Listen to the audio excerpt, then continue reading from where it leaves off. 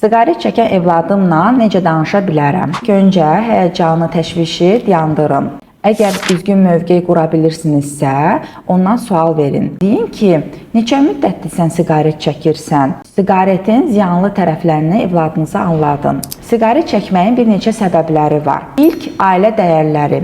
Əgər ailədə əmi, ata, baba siqaret çəkirsə, o zaman sizin evladınız da o davranışı təkrar edəcək. İkinci səbəb, evladınız öz yaşıdlarından geri qalmaq istəmir. Ona görə siqaret çəkir. Üçüncü səbəb isə sizin evladınız hansı emosiyalarını, duyğularını bastırır. Sonraki səbəb isə əlbəttə ki, yeniyetmələr özünü kəşf eləyir və siqnal verir sizə ki, mən artıq böyümüşəm, mənim sərhədlərimə hörmət edin. Ancaq sonraki məqamda siz öz evladınıza siqaretin nə qədər ziyanlı olduğunun, onu ağciyərə ziyan verdiyini və yaxud da başqa fəsadlarını anlada bilirsinizsə anladın. Əgər bu sizdə alınmırsa, o zaman bir psixoloji dəstək alın.